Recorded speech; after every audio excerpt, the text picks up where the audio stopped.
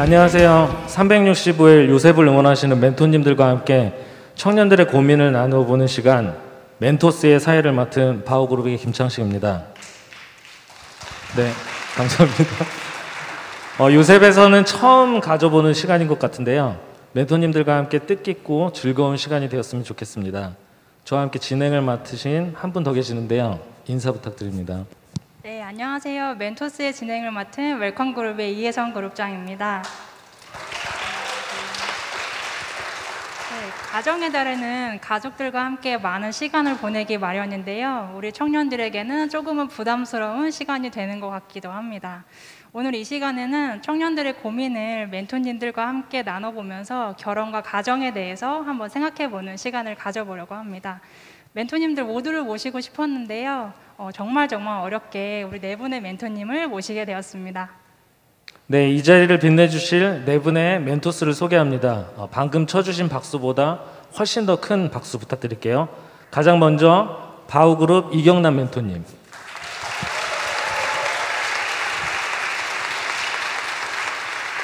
네, 요셉 공동체 대표 멘토 박일환 대표 멘토님.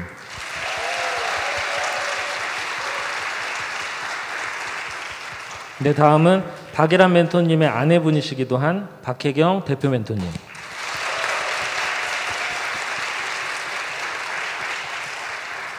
네, 마지막으로 위즈덤 그룹 김경수 멘토님.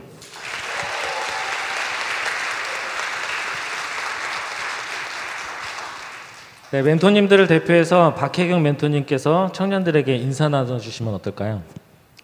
열흘 전에 요셉 오늘을 위해서 질문지를 받았어요. 그날부터 편안하지가 않은데 저 뒤에서 리허설 한다 그러면서 계속 저희 보고 평안하라 그러는데 편안하지 않아요, 지금은.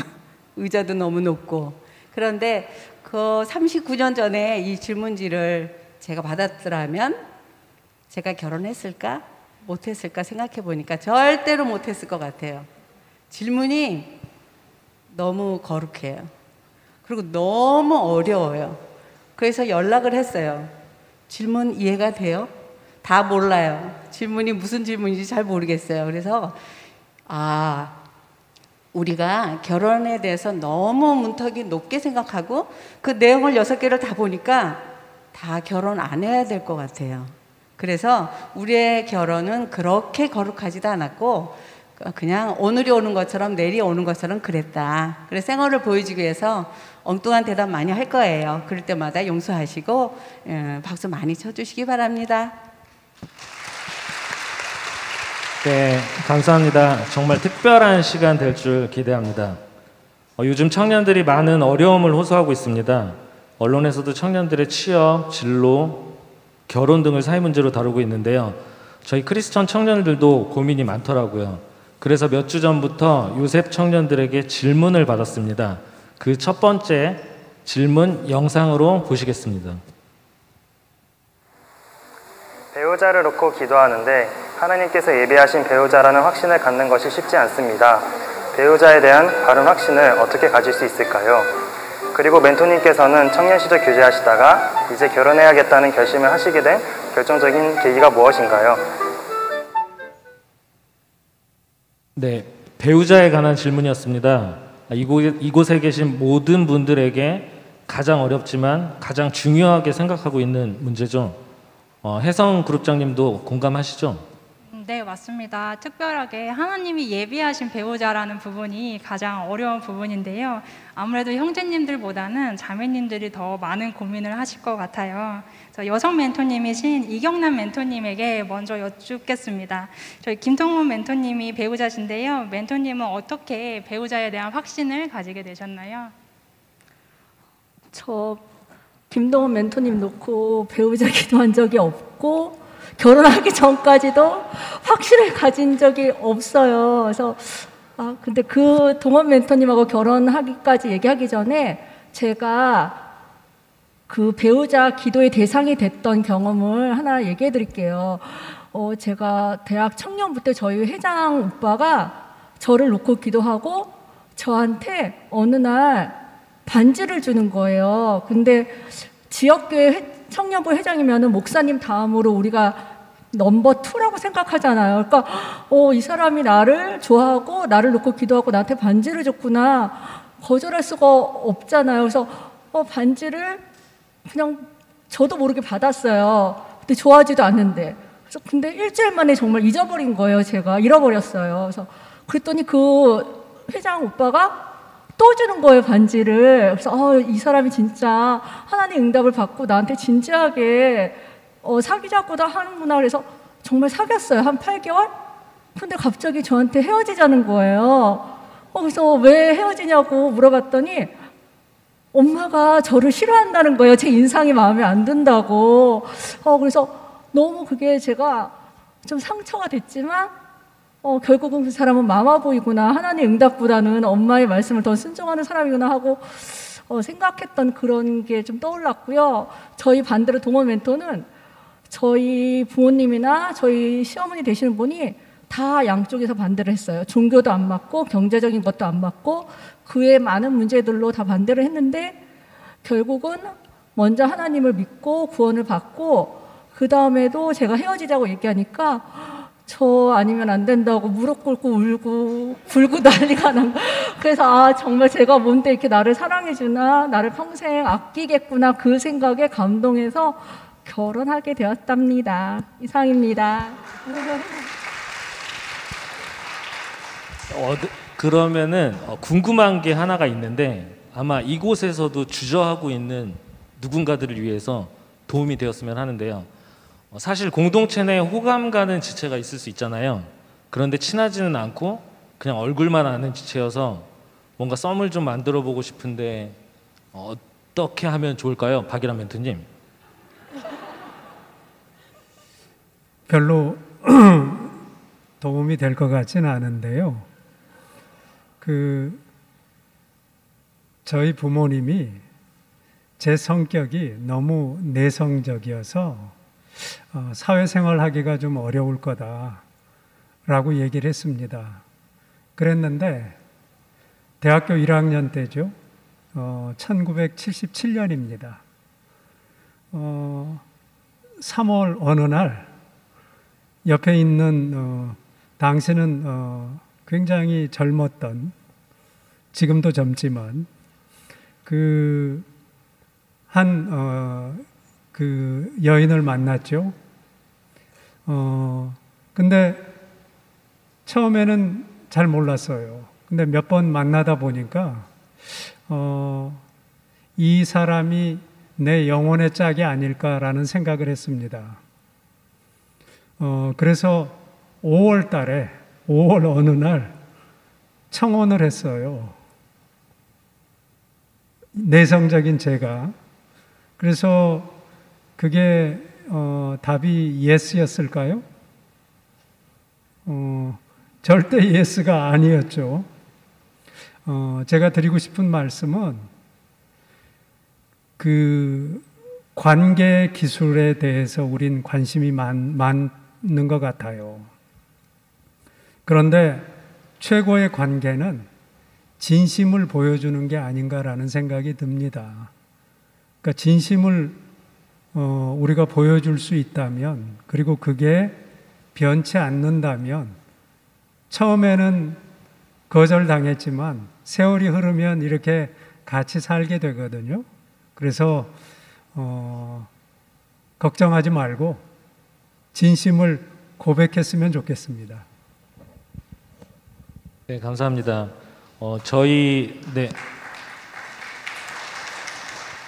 저희들 대다수는 아마 내성적일 거예요. 그런 내성적인 저희들도 박일환 멘토님이 이야기하셨듯이 그런 진실함을 무기로 가져보면 좋지 않을까라는 생각이 듭니다.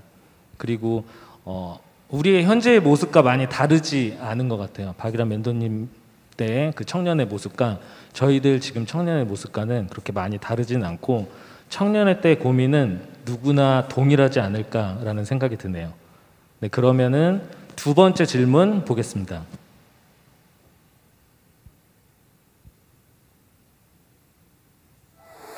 대부분의 결혼 정년기의 청년들이 결혼을 생각하면서 현재의 경제적인 상황이나 직업, 미래에 대한 두려움 등 현실적인 걱정을 많이 하게 되는데요. 그렇다면 멘토님께서는 이 시대의 크리스천 청년들이 배우자를 찾을 때 어떤 것을 가장 중요하게 생각해야 한다고 조언하고 싶으신가요? 네, 배우자의 조건에 관한 질문입니다. 과연 무엇을 우선순위로 둘 것인지 이번에는 멘토님들 중 가장 최근에 결혼하신 멘토님께 여쭤보겠습니다. 위즈덤 그룹의 김경수 멘토님. 제가 결혼한 지 17년 됐는데 최근에 결혼했다고 그러니까 참 하루를 천년같이 사시는 거죠. 네.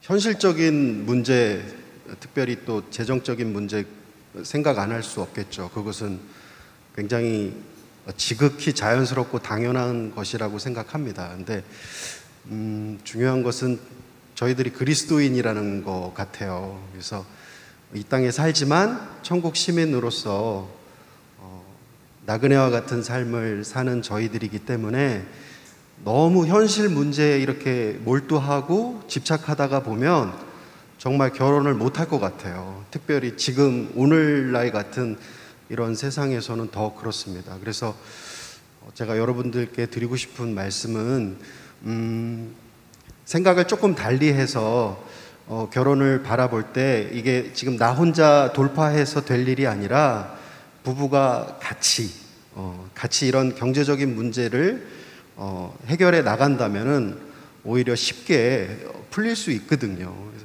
저 같은 경우도 30살에 결혼할 때 정말 가진 것 하나도 없었고 그리고 결혼할 만한 그런 상황이 아니었는데 그렇게 결혼을 하고 나서 경제적인 그런 여러 가지 어려움들을 극복을 금방 했었거든요. 그래서 여러분들이 조금 생각을 좀 달리 하셨으면 좋겠어요. 그리고 배우자를 볼 때 어떤 것을 봐야 되느냐, 물론 또 그리스도인이기 때문에 신앙을 가장 중요하게 봐야 될 것 같고요. 그렇다고 신앙의 어떤 그런 수준을 말하는 것은 아닙니다. 그런데 제가 아내한테 한번 물어본 적이 있었어요. 자기는 나를 뭘 보고 결혼했느냐 그랬더니 가진 것도 아무것도 없었는데 가능성을 봤다고 하더라고요. 그러니까 이 사람이랑 결혼하면 자기를 굶길 것 같지는 않더라. 그런 가능성을 봤다고 하고 저는 제 아내에게 반했던 것은 제 얘기를 굉장히 잘 들어줬어요. 힘들 때마다 그 얘기를 굉장히 경청해주고 공감해주고 그래서 결혼을 선택했었습니다. 여러분들도 이게 하나의 또 결혼을 결정하는 좋은 방법이 됐으면 좋겠습니다. 네. 사실 크리스천들도 배우자의 신앙 외에도 다른 사항을 고민하기 마련인데요. 저도 내려놓지 못하는 세상적인 욕심들이 몇 가지 기준들이 있는데 박혜경 멘토님 어떠셨나요? 훌륭한 남편을 두신 더 훌륭한 아내의 답을 한번 들어보고 싶습니다. 질문이 되게 부담스러워요. 갑자기 훌륭한 남편의 훌륭한 아내라 그러니까 제 결혼 생활 82년도에 결혼했는데 뭘 믿고 저를 좋아한다고 고백하고 프로포즈를 했는지 도저히 결혼하고 이해할 수가 없었어요. 직업도 없어요. 그 당시에. 그리고 군 제대하고 그냥 지참금도 하나도 없이 사골세로 한 10년을 저희들이 고생을 했거든요. 그리고 이쪽 그 시댁은 불교에 저희 엄마는 결혼하면은 이제 엄마랑 호적 파버린다고 저는 그랬고 어떤 힘에 의해서 제가 결혼을 했는지 지금에 와도 질문지를 보면서도 우리 결혼은 기적이었다 이렇게 볼 수밖에 없고 지난 세월 다시 돌이킨다면 안 했을 것 같아요. 진짜로 너무 세월이 길었어요. 고생의 세월이. 그런데 이제 결혼을 제가 결심하게 된 것은 결혼 안 하려고 2주 동안 제 평생 처음으로 새벽 기도를 했어요.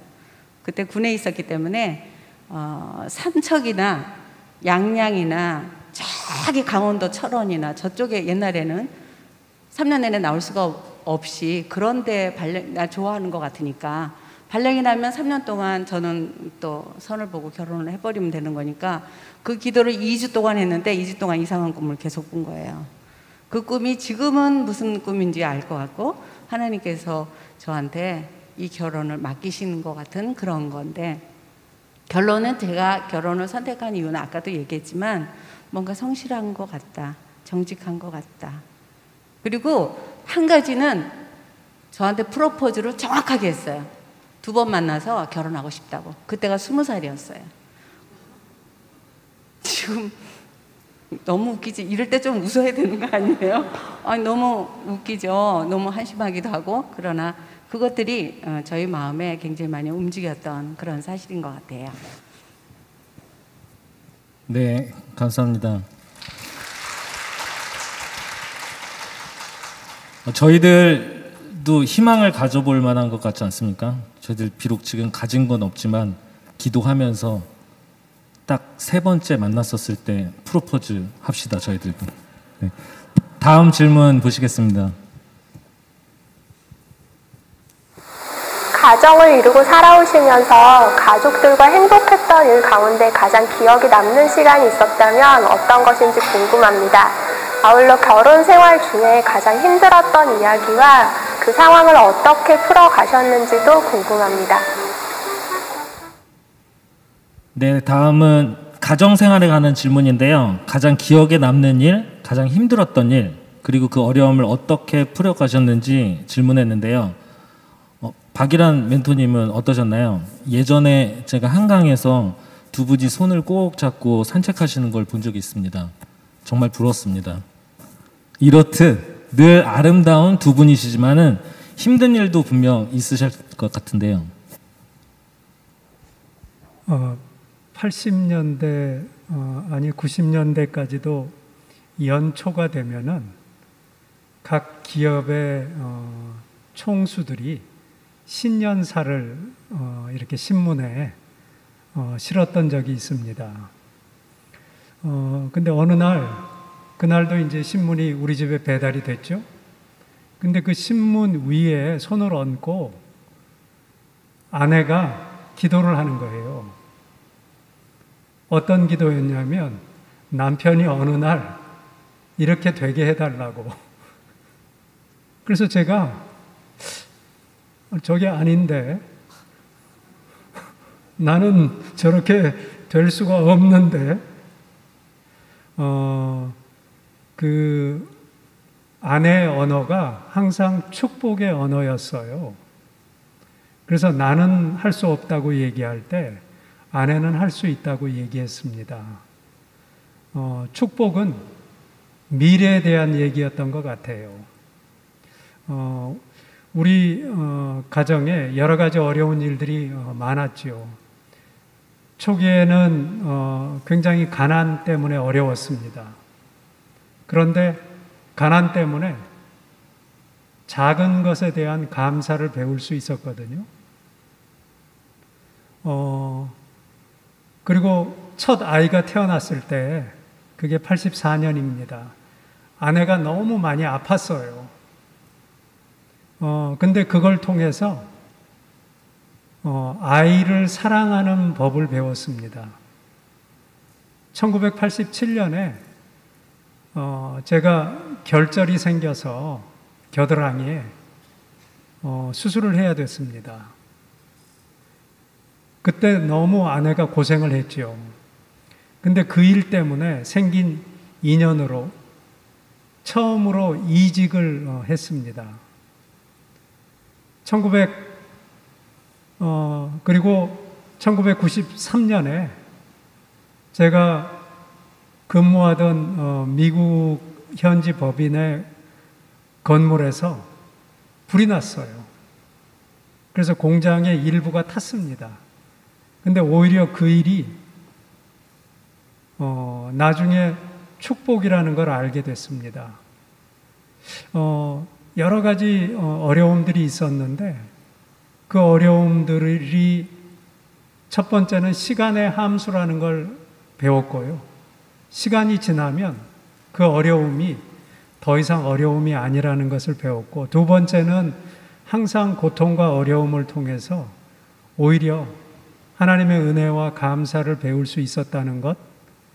지금도 여전히 또 다른 어려움이 있지만 그 기억이 있기 때문에 또 감사와 은혜를 부어주실 하나님을 기대합니다.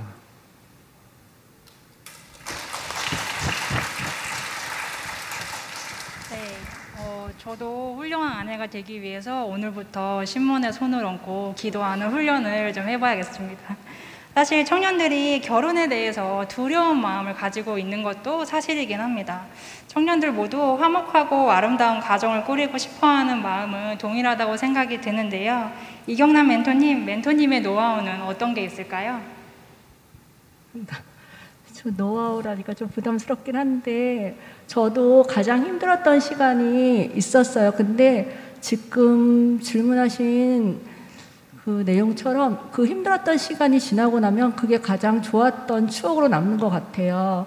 저는 근데 가장 힘들었던 시간이 2007년도 저희가 미국 비자를 기다리는 중에 그게 잘 뜻대로 안 돼서 중국 현지 공장이 있는 중국을 가자고 남편이랑 얘기를 해서 중국에 갔어요. 2007년도에. 근데 막상 도착해서 보니까 처음에 주겠다는 억대 연봉과 집과 차 그런 것들이 제가 생각했던 게 아닌 거예요. 그래서 월급도 안 나오는 거예요. 그래서 남편한테 어떻게 이렇게 했냐, 이렇게 실수를 했냐 하면서 원망하면서 엄청 싸우고 제가 다시 한국으로 돌아갈 수도 없는 상황이잖아요. 가족들한테 우리는 중국에서 1, 2년 살고 미국으로 갈 거다. 그리고 한국으로 돌아갈 수도 없고 집도 없고 아는 사람도 없고 의논할 가족도 없고 정말 제가 그 중국 말도 안 통하는 땅에 살 수 있는 거는 하나님 붙잡고 지금도 정말 하나님 붙잡고 기도하는 것밖에 없었어요. 근데 그때 하나님이 새벽기도에서 베델에서 야곱에게 주셨던 창세기 28장 15절 내가 너와 함께 할 것이며 내가 너를 지켜줄 것이며 내가 너를 이 땅으로 다시 돌아오게 할 것이며 너를 다치지 끝까지 너를 지켜주고 보호하겠다 그 말씀을 주셔서 저희 남편한테 이 말씀을 붙잡고 여기서 다시 사업을 시작하자 그랬어요. 저희는 어차피 무역을 하는 사람들이니까. 근데 너무나도 감사하게도 거기서 했던 것들이 씨앗이 돼서 지금도 저희 이제 동원 멘토가 무역업을 계속 하고 있고요. 그리고 너무나도 감사하게 거기서 정말 더 많은 스토리들이 있지만 저희나 아이들이나 중국 대련 땅을 생각하면 교회에서 놀았던 것, 즐거웠던 것, 그리고 그 마라탕 먹었던 기억들, 그런 것들이 기억에 가장 남아서 그게 참 하나님의 은혜였던 것 같습니다. 이상입니다. 네. 역시 멘토님들은 조금 다르신 것 같네요.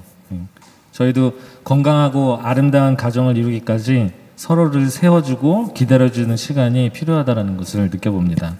자, 네 번째 질문 보겠습니다. 멘토님들께서도 부모님과의 갈등을 겪어보신 경험이 있으신지 궁금하고 화해하고 싶어도 어색하고 또 오랜 시간이 흘러 갈등 관계가 굳어졌을 때 어떤 방법으로 해결하는 것이 좋을지 궁금합니다. 네, 어려운 문제죠. 누구나 효자, 효녀가 되고 싶은데 왜 가족이 제일 어렵다고들 하잖아요. 부모님과의 갈등이 생기면 좀처럼 쉽게 해결하기 어려운 문제인 것 같습니다. 풀려고 하다가 더 꼬여버릴 때도 있는데요. 박혜경 멘토님, 이 부분에 대해서 청년들에게 어떤 말씀을 해주실까요? 저는 어머니가 오랫동안 아프셨기 때문에 진짜 효도를 해드리고 싶었어요. 제 마음이. 그래서 그거에 하나로 결혼을 안 하고 끝까지 어머니하고 살았으면 좋겠다라는 생각을 가지고 있었던 것을 저희 어머니도 아세요. 그리고 저희 남편하고 결혼을 일찍 하니까 마음속으로 저를 배신했다고 생각을 하시더라고요. 너무 오랫동안 아프셨고, 그리고 저희 시모님께서는 굉장히 불교에 굉장히 심취하셔가지고 무슨 전국에서 주는 상을 몇 번째로 타시는 분이라 상견례를 한다고 두 분이 만났는데 원수도 그런 원수가 없어요. 그리고 결혼하면은 서로들 죽겠다고 그렇게 얘기도 하셨어요. 그리고 시아버님은 이북에서 월남하신 괴뢰군 출신이세요. 저희 아버지는 우리나라를 지키는 해병대 출신이세요. 보자마자 이거는 절대로 결혼할 수가 없다고 이렇게 생각을 했어요. 그러니까 저희 결혼 생활이 엄마는 50년 아프셨고 또 시어머니는 불교 여태까지도 그렇게 하셨고 저희가 결혼하는 날부터 불효자고 불효녀였어요. 그런데 그 갈등이 지금까지도 계속 진행되다가 돌아가신 지가 2, 3년 됐고 거기서 하여튼 돌아가시니까 약간 종료가 된 것 같지만 그동안에 저희가 30년, 40년을 지내오면서 저희는 저희 갈 길로 열심히 찾았던 것 같아요. 그냥 계속 그냥 갔어요. 가고 뭐라고 막 그러시는데 그냥 전화를 해서 엄마 이렇게 하고 그냥 말고 그래도 그것을 굉장히 주기적으로 했던 것 같고요. 그 다음에 그 시댁은 계속 제사를 한 5번, 6번 지냈어요, 사실은. 그래서 제가 장남이고 그래서 한 20년은 제가 충무까지 다 썼어요, 사실은. 안수집사로 있으면서. 20년은 그냥 이렇게 반찬도 제사 음식을 제가 사실은 굉장히 잘해요. 충문도 다 쓰고 저희 시어머니 이상하게 저보고 충문을 쓰라고 다 쓰고 20년이 지나고 시어머니한테 한번 얘기했어요. 이제는 저도 교회 가면 안수집사예요. 어머니가 이제 오실 때가 됐습니다. 이렇게 말을 쬐끄맣게 했는데 어머니가 그렇게 고집 세셨는데 그날 네 마음대로 해라 그러시더라고요. 그래서 제사가 그날로 끝났어요, 저희는. 그래서 그냥 안 가고 그 다음날 가고 그래도 그것이 그냥 용서가 됐던 것 같아요. 그래서 그 부모님과의 갈등이 없는 가정, 결혼하고 난 다음에 없는 가정은 하나도 없어요. 근데 우리가 해야 될 그냥 그 길 잘하지는 못해도 그냥 보통의 그 길 그냥 전화 일주일에 2-3번 하고 또 맛있는 거 사다 드리고 그냥 미안해 그렇게 하고 그냥 길로 가고 그렇다고 제가 또 따라서 교회 안 나가고 그런 일은 없어요. 그래서 저는 제 갈 길로 열심히 가고 그거를 부모님도 열심히 사는구나 라는 것을 보고 그거를 굉장히 속으로 좋아해 하셨던 것 같아요. 특별히 저희 묘책은 없습니다. 계속 해왔던 거 그거예요. 아주 평범한 거죠.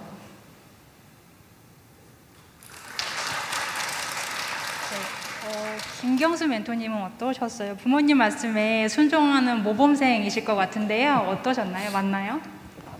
틀리고요. 네. 저는 장난꾸러기여가지고 어머니 속을 좀 꽤 썩혔죠. 그런데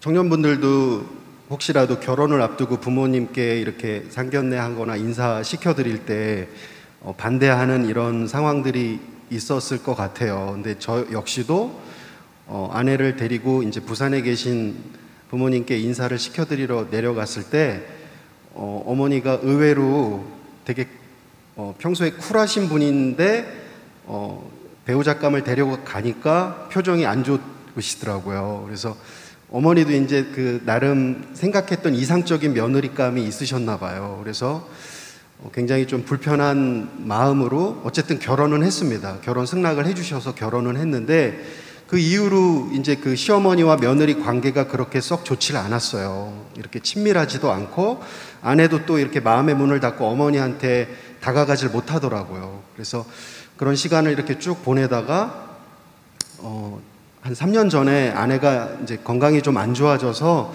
힘든 시간을 보내고 있었는데 저희 믿음이 좋으신 어머니께서 집에 들어와서 내가 며느리를 좀 돌보겠다라고 이제 말씀을 주셔가지고 3년 전에 이렇게 부모님 댁에 들어가서 부모님과 같이 지낸 적이 있었습니다. 그런데 놀랍게도 어머니께서 그 아픈 제 아내를 매일같이 손을 잡고 기도해 주시고 같이 예배드리고 하면서 집에 부흥이 임한 거예요. 그래서 아내의 믿음이 조금 연약했는데 그런 집안의 부흥을 계기로 해서 영적인 각성이 있었고 회개가 있었고 놀랍게도 하나님께서 기름을 부어주셔서 그 다친 마음들이 다 녹여졌었어요. 그 시간 동안에. 그래서 아내 또 건강도 차츰 회복하고 지금은 저희 어머니랑 정말 모녀 같은 그런 관계가 됐습니다. 그래서 두 가정이 만나서 한 가정이 되는 게 결코 쉬운 일은 아닌데 그런 과정 가운데에서 은혜가 풍성하신 하나님께서 그 마음을 만지시는 그런 역사를 경험을 했었습니다. 네, 감사합니다. 그러면 저희 5번째 질문 영상 보겠습니다. 결혼 상대자로 불신자를 고민하는 것에 대해 어떻게 생각하시는지 궁금합니다. 그리고 결혼한 후에 배우자와 신앙생활 방식이 다르거나 출석하려는 교회가 다르면 어떻게 하는 것이 지혜로운 방법인지 듣고 싶습니다. 네, 드러나지 않아서 그렇지 불신자와의 교제로 고민하고 있는 청년들이 있을 듯합니다. 그리고 신앙의 색깔이 다른 경우 갈등의 요인이 되기도 하고요. 심하게는 관계 자체를 정리하게 될 만큼 중요한 것 같은데요. 조금 예민할 수 있는데 박혜경 멘토님께서 먼저 이야기해 줄 수 있나요? 이미 자녀분들은 가정을 이루셨지만은 만약 불신자를 데려왔다면 어떻게 하셨을 것 같으세요? 설득하셨을까요? 제가 모범을 못 보였기 때문에 자식들한테는 저는 이거에 대해서는 할 말이 없어요. 안 믿었고 또 그 가정도 굉장히 불교 가정이었고 저희 엄마 속을 굉장히 많이 썩였을 것 같아요. 그때는 몰랐어요. 엄마가 왜 이렇게 반대한다고 생각을 했지만. 그리고 둘째 딸이 저번에 결혼을 했는데 믿지 않는 아이였는데 군대에서 무슨 초코파이 준다고 세례받았다고 막 그래가지고 결혼을 했는데 어쨌든 그 반대는 안 하지만 저는 마음속으로 굉장히 믿는 구석이 있어요. 저금통이 비어 있는데 결혼은 빈 저금통을 하나를 제가 결혼하고 가는데 이 배우자가 걷다가 동전을 계속 넣는 거를 제가 생각을 해요. 그래서 빈 저금통 떨어지고 깨졌지만 계속 좋은 동전을 넣는 거예요. 걷다가 계속. 그러면 동전을 이렇게 무겁기도 하고 어느 날 이렇게 봤을 때 그 동전이 너무나 반짝거리고 빛이 나면 그 은혜로 인해서 그 마음으로 인해서 제가 배우자한테 넘어질 수밖에 없는 그리고 배우자의 말을 들을 수밖에 없는 입장이 될 거라고 생각하거든요. 그래서 저도 남편 전도를 별로 하지는 않았던 것 같아요. 10여 년 만에 이제 교회도 왔지만 남편이 10여 년 만에 진짜로 하나님 만나고 그랬을 때 저가 남편더러 같이 교회 가자 뭐라 그런 얘기는 한 적은 없고 그냥 어느 날 제가 잘하고 좋은 여자라서 그런 건 아니고 어느 날 남편이 침대에서 이렇게 쓰러져서 이렇게 자는데 너무 뭐라 그럴까요? 불쌍했어요. 인생에 대한 연민? 너무 사느라고 힘들다. 그리고 가정을 꾸리려고 너무 힘들다. 그래서 남편이 그렇게 그날처럼 막 눈물이 쏟아지면서 제가 통곡을 하면서 남편이 그렇게 이뻐 보이더라고요. 처음으로. 그날 이상했어요. 그게 바로 지금 생각하니까 성령님 주신 마음이 아닐까라는 생각이 들어요. 이런 스타일은 별로 싫어했거든요. 저는 그냥 퉁퉁하고 이런 스타일을 더 선호했거든요. 저는 실제로. 그리고 그랬는데 그날 제가 그 침대에서 쓰러져 잤는데 저 손을 한 번도 사랑으로 고맙다고 얘기를 못했구나. 그러고 난 다음에 너무 통곡을 하고 그날부터 제가 이렇게 눈, 귀, 입 이런 것들을 성령께서 안수해 주시는 은혜가 있었어요. 그러니까 제가 한 건 아니고 그날의 어떤 은혜였던 것 같아요. 그래서 역시 성령 체험을 하면 제가 그 은혜가 나와서 남편한테 굉장히 잘한 것 같아요. 그래서 그날 제가 생각한 게 그 이후로 사라가 아브라함한테 내 주여 그랬잖아요. 그래서 그걸 왜 여자들이 자기 남편 보고 주인이라고 그러냐. 저는 너무 성경에 그런 게 싫더라고요. 그런데 제 마음에 벌써 저 사람한테 나의 주인이야, 나의 왕이야 이런 게 저도 입을 통해서는 안 그랬겠지만 행동으로 그렇게 보여지니까 이 사람이 그냥 거꾸러진 거예요. 그냥 교회 나왔어요. 그리고 갑자기 나를 7년 동안 따라다녔으니까 자기도 예수님에 대해서 7년을 공부하겠다고 그러면서 막 그러더니 이제 어느 날 이렇게 교회에 헌신하게 됐어요. 그래서 불신자 됩니다. 그리고 바라는 것의 실상이 이루어졌어요. 그리고 됩니다. 저도 됐으니까 다 되겠죠. 그래서 불신자를 데려올수록 저는 좋아요. 예수 믿게 되니까. 그래서 두려워하지 마세요.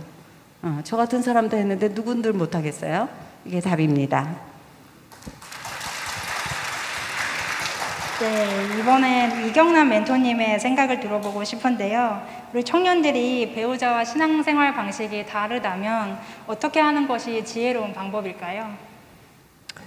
그 전에 저도 저희 동원 멘토님이랑 결혼한 게 불신자거든요. 저희 남편이 저를 만날 때 교회를 안 다녔어요. 그래서 제가 친구 소개로 만났는데 교회 안 다니는 사람하고는 만날 생각이 없다고 딱 첫날 얘기를 했더니 저희 남편이 그 다음날 저한테 로마서를 읽고 질문을 하기 시작하는 거예요. 그래서 그래? 그랬더니 교회 오빠들이 그러면은 너무 괜찮은 것 같다고 한번 더 만나보라 그래서 로마서 질문도 받고 제가 내 마음 그리스도의 집 그 책을 선물해 줬어요. 그리고 저희 교회는 데리고 올 수 없으니까 강남역에서 만나고 점심 먹고 오후에 사랑의 교회를 가고 등록시키고 소그룹까지 다 참석하게 그게 한 1년 가까이 그렇게 했던 것 같아요. 그래서 뭐 사귈 생각은 없지만 내가 전도는 해야겠다 그 마음으로 만났던 것 같아요.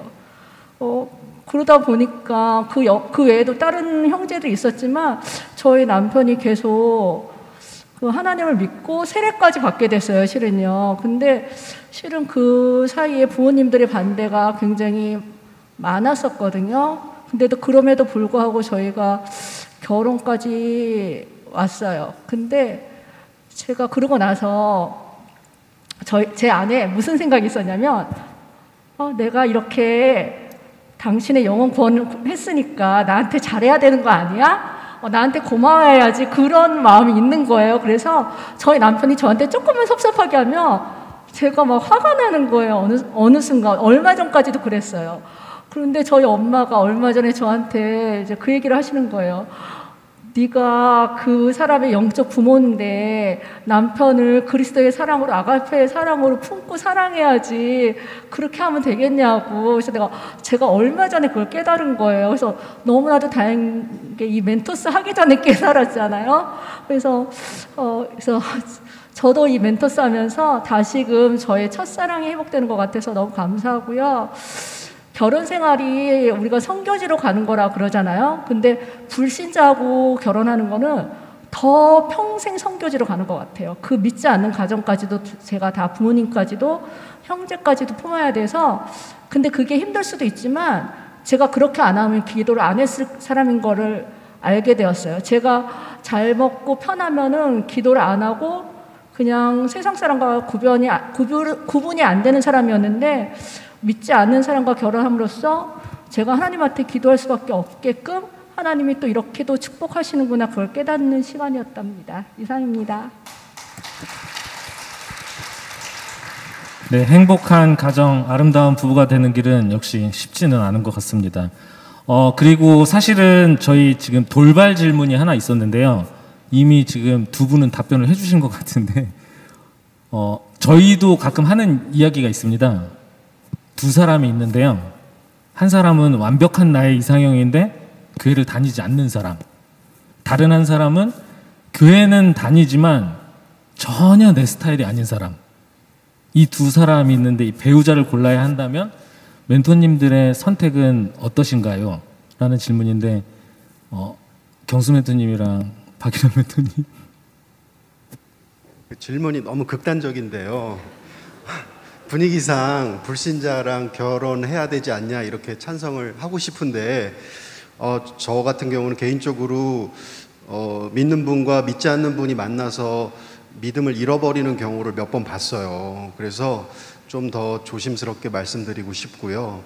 다만 그 성경에서 바울이 고린도전서 7장에 보면은 믿지 않는 자와의 결혼에 대해서 언급한 말씀이 있는데 믿지 않는 자가 나를 원할 때 그때만큼은 결혼을 좀 주님께 의탁해서 해도 되는지 좀 여쭤보면 좋지 않을까 그런 생각입니다. 네. 네.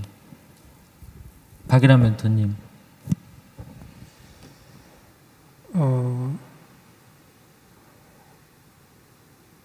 내 경우를 보면 만약에 믿지 않아서 결혼을 안 했다면 우리 가정은 안 이루어졌을 것 같아요. 그래서 저는 아마 그런 경우가 생겼다면 믿지 않았어도 마음이 가는 사람한테 했을 것 같아요. 왜냐하면은 어쩌면은 마음도 하나님이 주시는 거 아닐까요? 그러니까 우리는 우리 마음대로 생각하는 것 같지만 아까 제가 말씀드렸던 것처럼 아내를 두 번째 만나는 날 저는 알았어요. 아, 이 사람이 내 짝이로구나. 마찬가지로 우리가 처음 들어보는 음악이 흘러나오자마자 이 곡을 내가 좋아할지 안 할지를 압니다. 그건 마음이 알거든요. 그래서 저는 마음이 가는 쪽으로 결정을 했을 것 같습니다. 네.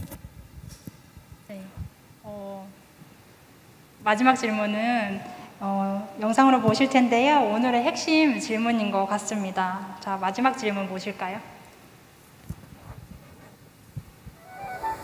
결혼 생활을 하시면서 꼭 붙들고 살아가는 말씀이 있는지 알려주실 수 있나요? 또 가정의 시련과 역경이 찾아올 때 멘토님은 어떤 말씀을 붙잡고 이겨내시나요? 네, 이번 질문은 말씀과 기도의 삶으로 살고 계신 김경수 멘토님 대답해 주시죠. 네, 감사합니다. 결혼에 대해서 이제 말씀을 구절을 떠올리면은 창세기 2장에 18절에 하나님께서 이제 돕는 배필을 주셨다 이런 말씀을 주셨잖아요. 근데 저희들이 대개는 결혼을 앞두고 배우자에 대해서 나 중심적인 생각들을 많이 하는 것 같아요. 그래서 이 배우자가 나에게 어떤 도움을 줄지, 어떤 돕는 배필이 될지, 내가 어떤 유익을 얻게 될지를 주로 좀 생각하는 경향이 있는데 관점을 좀 바꿔서 내가 이 사람을 만나서 내가 이 사람을 어떻게 도와줄지, 어떤 돕는 배필이 될지를 생각을 하면 그 결혼이 정말 너무 아름다운 결혼이 될 것 같고요. 그리고 24절에 보면은 이제 둘이 부모를 떠나서 이제 한 몸이 되라고 말씀하셨는데 그 한 몸이라는 말씀에 대해서 저명한 신학자 존 스토트라는 분은 육체적, 정신적, 영적 헌신이라고 그렇게 표현을 했거든요. 한 몸이 되는 게 쉽지가 않습니다. 그래서 한 몸이 되려면 엄청난 헌신이 필요하다. 그래서 우리 청년분들 결혼을 생각하실 때 나 중심적으로 생각을 조금만 접어두시고 배우자를 위해서 내가 어떤 도움을 줄 수 있을지, 어떤 헌신을 할지에 대해서 기도하시면서 결혼을 준비하신다면은 그 결혼은 정말 너무 아름답고 하나님께 기쁨이 되는 결혼이 될 거라는 생각을 해요. 근데 항상 문제는 저희들이 돕고 싶은 배우자가 잘생기고 어여쁜 형제 자매님들이 주로 이렇게 눈에 들어온다는 게 그게 문제인데 하나님께서 전지전능하시니까 저희 마음을 좀 만져달라고 또 같이 기도하시면 좋을 것 같습니다. 그리고 역경 시련은 결혼을 하건 안 하건 계속 찾아오기 때문에 풀은 마르고 꽃은 시들지만 우리가 바라볼 것은 영원한 하나님의 말씀뿐이라는 그 말씀을 붙잡고 우리 같이 다 승리했으면 좋겠습니다.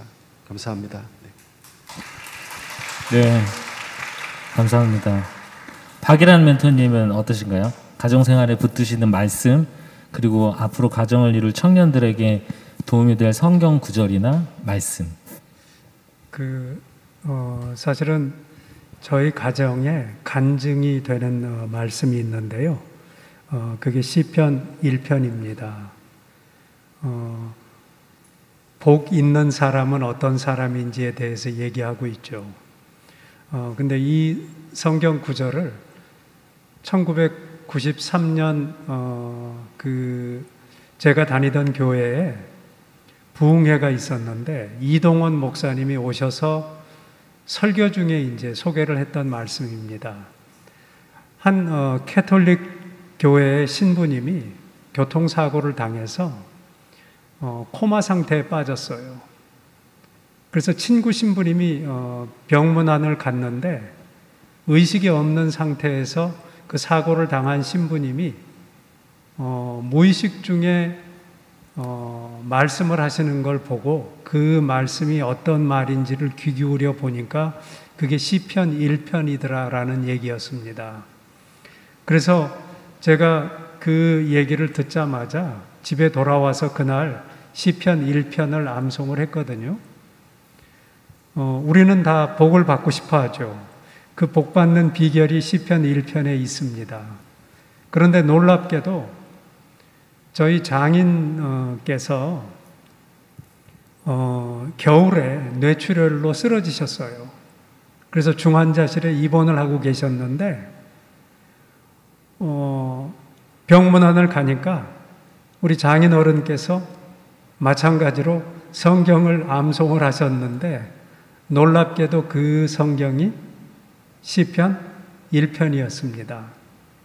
그래서 시편 1편을 패로 만들어서 저희 집 그리고 아내 형제들 각 가정에 하나씩 그렇게 만들어서 가지고 있고요.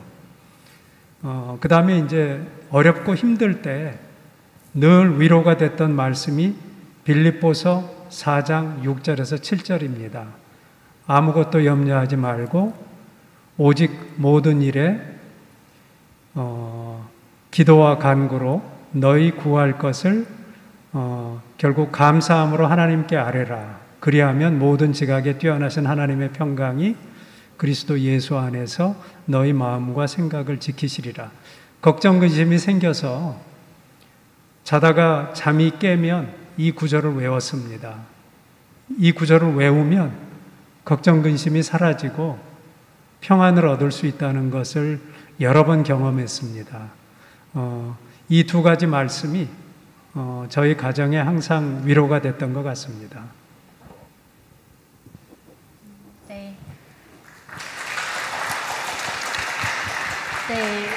여기까지 청년들이 준비된 질문들이 모두 마무리가 되었는데요. 멘토님들의 솔직한 답변이 우리 청년들에게 많은 도움이 됐을 거란 생각이 듭니다. 결혼은 개인과 개인의 결합을 넘어서 집안과 집안, 사회가 사회가 결합하는 것이라고들 얘기하는데요. 그만큼 깊이 고민할 일인 것이면 분명하지만 우리는 크리스천이기에 하나님을 신뢰하는 것이 가장 중요한 것 같습니다. 네, 어떠셨나요? 더 고민이 되시나요? 아니면 고민들이 많이 해결이 되셨나요? 어릴 때 마냥 기대되고 설레고 상상만 해도 행복했던 결혼이 나이가 들면서부터 걱정과 두려움으로 다가오기도 하는 것 같은데요. 오늘 우리들의 고민을 멘토님과 함께 나누어 보니 무엇을 더 기도해야 하는지, 어떤 사람이 돼서 어떻게 행동해야 하는지 도움이 되는 시간이었던 것 같습니다. 여러분들에게도 동일한 시간이 되셨을 거라 생각합니다. 네, 마지막으로 박일환 멘토님께서 아름다운 가정을 꿈꾸는 요셉 청년들에게 응원 한마디 해주시고 그리고 기도로 마무리해 주시면 좋을 것 같습니다. 예, 그 요새 주식 투자에 대해서 많은 얘기들을 합니다. 기업의 현실을 나타내주는 표는 두 가지 표가 있습니다. 하나의 표는 손익을 보여주는 손익계산서라는 표가 있고요. 또 다른 하나의 표는 그 기업의 자산 상태를 보여주는 대차대조표라고 하는 표가 있습니다. 그래서 그 기업이 어떤 기업인지를 알려면 그 두 가지의 표를 보면 바로 알 수가 있지요. 당연히 손익계산서가 훌륭한 기업의 주식의 가격이 비싸겠죠. 반면에 손익계산서가 적자인 기업의 주식 가격은 쌀 수밖에 없습니다. 그런데 놀랍게도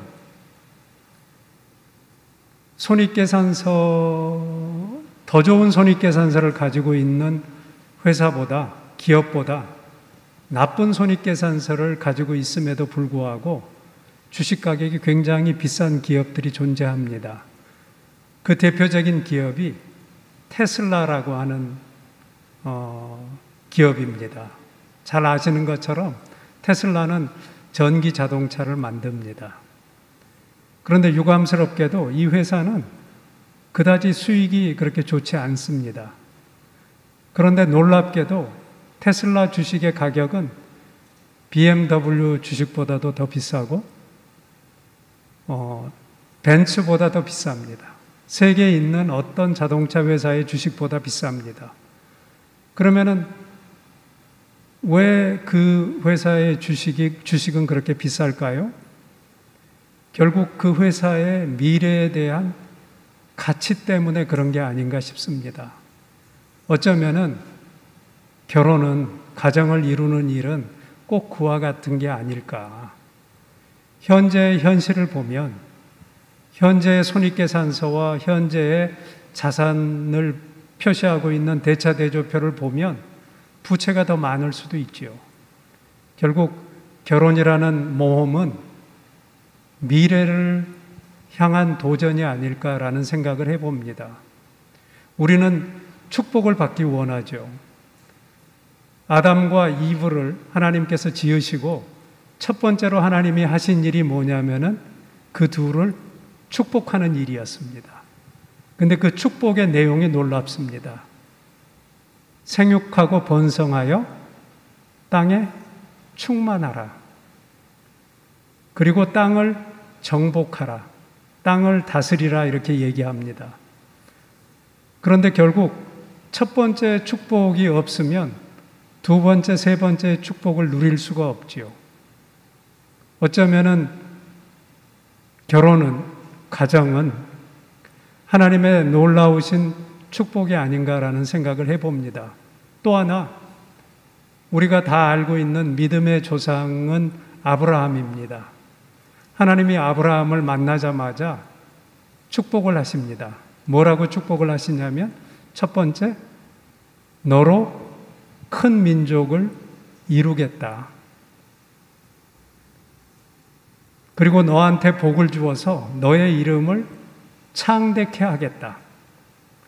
너를 축복하는 자를 축복하고 저주하는 자를 저주하겠다.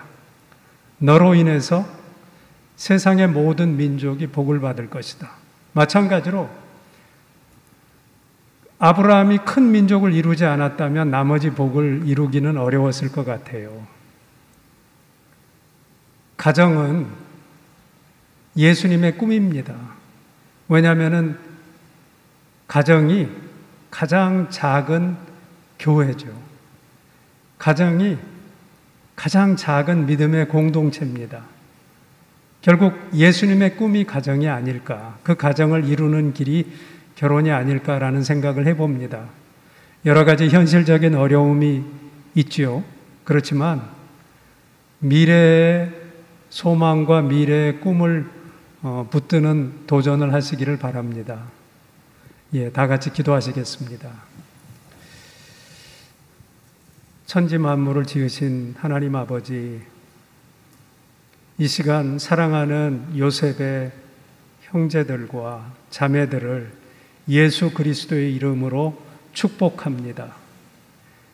아담과 이브에게 주셨던 그 축복으로 주님 축복합니다. 주님, 우리 요셉의 형제와 자매들이 생육하고 번성하여서 땅에 충만한 축복을 누리게 하옵소서. 땅을 정복하는 축복을 누리게 하옵소서. 땅을 다스리게 하옵소서. 아버지 하나님, 큰 민족을 이루게 되기를 축복합니다. 아버지 하나님, 그들의 이름이 창대해지기를 축복합니다. 아버지 하나님, 그들을 축복하는 자를 축복하시며 그들을 저주하는 자들을 저주하옵소서. 아버지 하나님, 우리 요셉의 청년들, 요셉의 형제들, 자매들을 통해서 온 열방이 구원을 받게 될 것입니다. 이 일을 위해서 하나님께서 예비하신 믿음의 동역자, 기도의 동역자, 돕는 배필을 만나는 축복도 허락해 주십시오. 그 만남의 소중함을 발견할 수 있는 영적인 눈도 주십시오. 그리고 결단할 수 있는 용기를 주십시오. 그렇게 하실 주님을 찬양하는 우리의 인생이 되기를 바랍니다. 예수님 이름으로 기도합니다. 아멘.